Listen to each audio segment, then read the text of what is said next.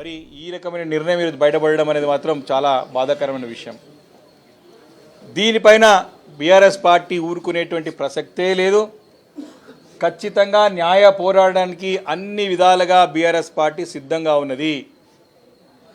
ఈ యొక్క తీర్పు కూడా సుప్రీంకోర్టు నుండి చివాట్లు పెట్టిన తర్వాత, సుప్రీంకోర్టు మొట్టకాయలేసిన తర్వాత ఏ స్థాయి వరకు పోయింది ఈరోజు నిర్ణయం తీసుకోవడానికి అంటే, మీరు నూతన సంవత్సర వేడుకలు మీరు ఎక్కడ జరుపుకోవాలో నిర్ణయించుకోండి అని చెప్పి అంటే వార్నింగ్, ఒక సీరియస్ కమెంట్స్ సుప్రీంకోర్టు చేసేంత వరకు కూడా ముఖ్యమంత్రి గారు మన యొక్క రాష్ట్ర గౌరవాన్ని మంట గల్పినారో స్పష్టంగా అర్థమవుతూ ఉన్నది. అంటే ఆ రకమైనటువంటి వ్యాఖ్యలు చేసేంత వరకు కూడా ఈరోజు వచ్చినటువంటి తీర్పు రాలేదు.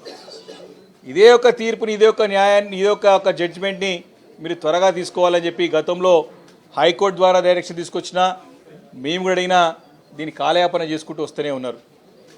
ఈరోజు కేవలం 5 సభ్యులకు సంబంధించినటువంటి ఒక జడ్జిమెంటే తీర్పునిచ్చినారు.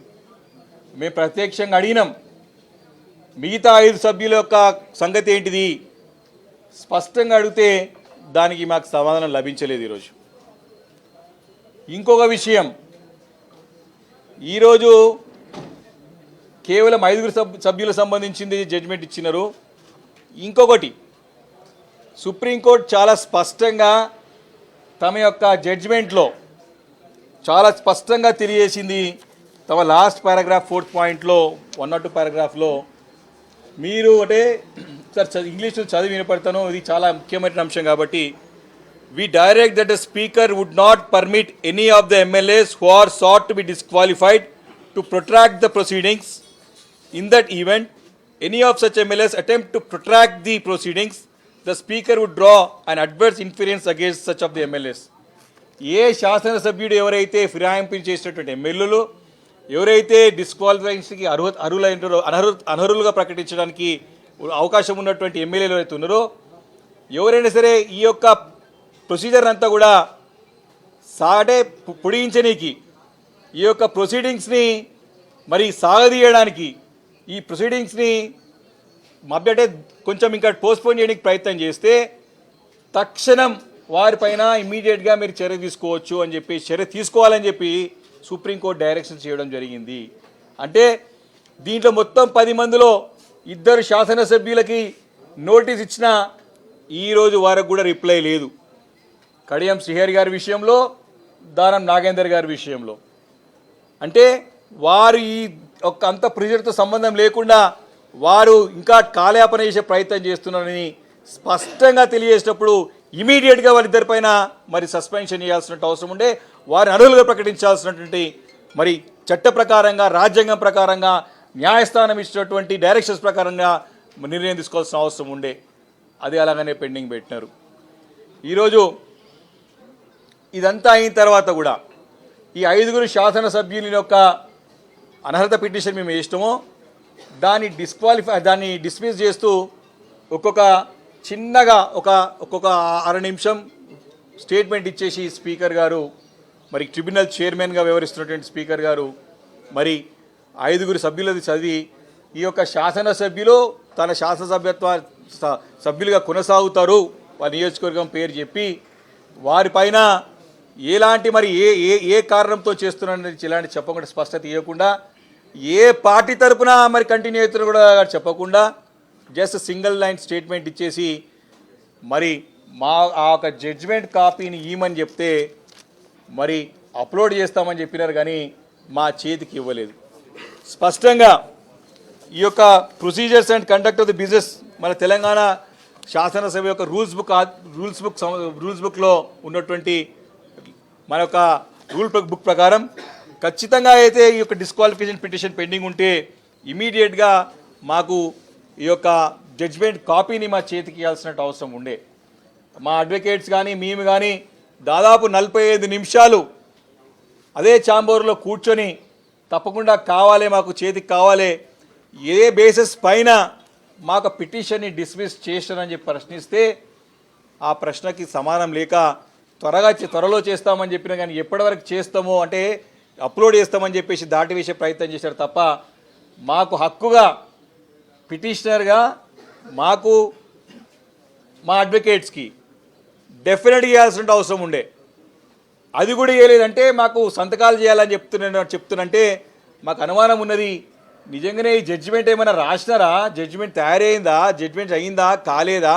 లేదా కేవలం సుప్రీంకోర్టు చెప్పింది కదా అని చెప్పేసి ఏదో తూతు మంత్రంగా నిర్ణయం చేసేసుకున్నాం అయిపోయింది అని చెప్పేసి కేసు క్లోజ్ చేయడానికి కోర్టుని మళ్ళీ తప్పుదో పట్టించడానికి చేసే ప్రయత్నమే కనపడుతుంది తప్ప మరి జడ్జిమెంట్ కాపీ ఇవ్వడానికి ఎందుకు వెనకపోయినదని చెప్పేసి కూడా ఈరోజు స్పష్టంగా మేము ప్రశ్నిస్తూ ఉన్నాం. చాలా క్లియర్గా ఉంది ఈ రూల్ బుక్లో. మనకి కంక్లూజన్ అయినప్పుడు మనకి సంబంధిత పిటిషనర్కి కానివ్వండి, వారు సంబంధించినటువంటి వకీల్కి కానివ్వండి, పిటిషన్కి సంబంధించినటువంటి డిస్మిస్ అయినటువంటి ఏ సందర్భంలో ఏ బేసిస్ పైన మా పిటిషన్ని డిస్మిస్ చేసినారో చెప్పాల్సిన అవసరం ఉన్నది. మేము ఒకటి డిమాండ్ చేస్తూ ఉన్నాం. ఈరోజు కాంగ్రెస్ పార్టీలో వెళ్ళినటువంటి శాసనసభ్యులు 10 మంది బీఆర్ఎస్ పార్టీ శాసనసభ్యులరో వారు ప్రజల్లో వారు ఏం ముఖం పెట్టుకొని తిరుగుతారు. ఈరోజు మీరేమో కాంగ్రెస్ పార్టీ పోయినామని చెప్పి తిరుగుతూ ఉన్నారు. మీ కాంగ్రెస్ పార్టీ చెందినటువంటి ముఖ్యమంత్రి గారేమో వాళ్ళ సంబంధం ఏమో మీరు కాలేదు, మీరు బీఆర్ఎస్ పార్టీలో చెప్తున్నారు. అక్కడ ప్రజలకేమో మేము అధికార పార్టీలు అని చెప్పుకొని తిరుగుతూ ఉన్నారు. మీరు ఏ ముఖం పెట్టుకొని ఈరోజు తిరుగుతారు? ముఖ్యమంత్రి గారిని మేము ఛాలెంజ్ చేస్తూ ఉన్నాం బీఆర్ఎస్ పార్టీ నుంచి. నిజంగానే నీకు దమ్ము ధైర్యం ఉంటే, నిజంగానే నీ పరిపాలన పైన నీకు నమ్మకం ఉంటే విర్రవీగుతున్నావు కదా, నేను ఇంకా 10 సంవత్సరాల వరకు నేనే ఉంటా అని చెప్తున్నావు కదా, దమ్ము ఉంటే ఎందుకు ఈ దొంగ నాటకాలన్నీ? ఈ 10 మంది ఎమ్మెల్యేలతో రాజీనామా చేపి ఉప ఎన్నికలకు రా.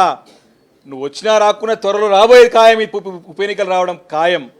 ఈరోజు 10 మంది ఎమ్మెల్యేలు మేము కాదు, మేము బీఆర్ఎస్ పార్టీ కాదు అని బయట అక్కడ కాన్ఫరెన్స్ చెప్పుకుంటారు, బయట వచ్చేసేమో మేము అధికార పార్టీ కాదని చెప్పి ఇక్కడ చెప్తా ఉన్నారు.